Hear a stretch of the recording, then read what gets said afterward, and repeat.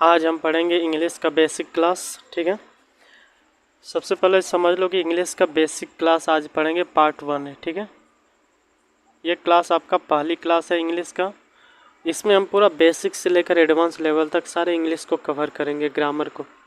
देखो, पहला अगर बात कर लेते हैं इंग्लिश की, तो इंग्लिश एक प्रकार की लैंग्वेज होती है। इंग्लिश एक प्रकार की क्या होती है? लैंग्वेज होती है। इंग्लिश एक प्रकार की लैंग्वेज होती है और लैंग्वेज आपका स्किल होता है। लैंग्वेज आपका क्या होता है? स्किल होता है। और स्किल आपको सुनने से, पढ़ने से, लिखने से और बोलने से तैयार होता है।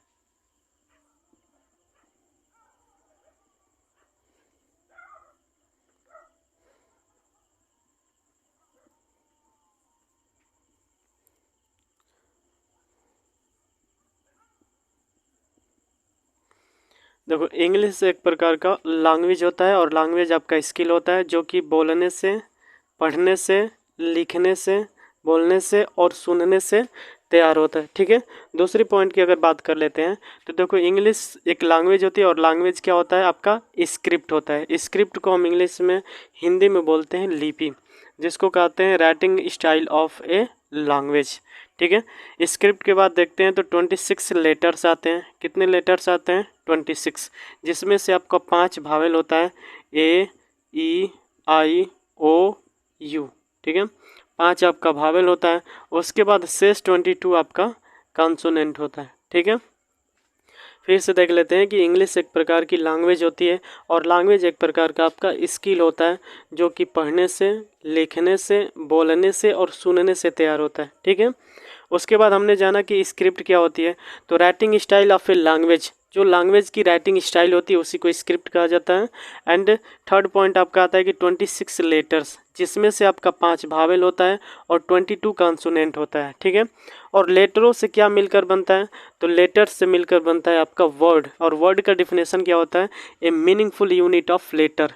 A meaningful unit of letter को ही क्या कहते हैं? वर्ड कहते हैं। ठीक है, और वर्ड के बाद आपका वर्ड से मिलकर बनता है फ्रेज, जिसको बोलते हैं a group of word without complete meaning. A group of word without complete meaning, जिसको हम लोग फ्रेज कहते हैं। और फ्रेज से मिलकर बनता है आपका सेंटेंस। सेंटेंस में क्या होता है कि कंप्लीट मीनिंग होती है और अरेंजमेंट ऑफ ए वर्ड, और वर्डों का क्या होता है? अरेंजमेंट होता है। ठीक है, इसके बाद अगर हम चर्चा कर लेते हैं तो हमने पढ़ा कि a meaningful unit of a letter. तो देखो, यूनिट के बारे में, यूनिट को बोला जाता है parts of speech. Parts of speech, unit को बोला जाता है पार्ट्स ऑफ स्पीच। और पार्ट्स ऑफ स्पीच में आपका 9 चीज़ों के बारे में पढ़ना है। पहला नाउन, दूसरा प्रोनाउन, तीसरा वर्ब, चौथा एडजेक्टिव, पांचवा प्रोनाउन, छठवा कंजक्शन, सातवां एडवर्ब, आठवां इंटरजेक्शन, 9th नंबर हमको आर्टिकल के बारे में भी पढ़ना है।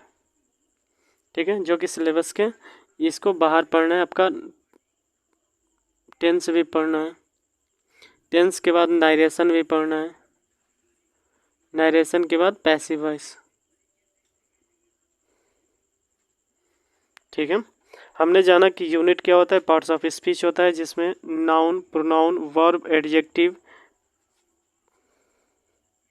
उसके बाद आपका एडवर्ब, कंजक्शन, प्रीपोजिशन, इन सब चीज़ों के बारे में हमें पढ़ना है। ठीक है, अब पहला चर्चा कर लेते हैं हम नाउन के बारे में कि आखिर नाउन है क्या, नाउन के डिफिनेशन के बारे में। ठीक है,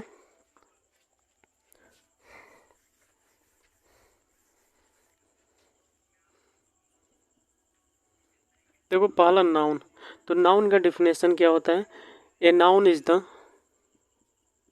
ए noun is the name of person, place, thing, quality,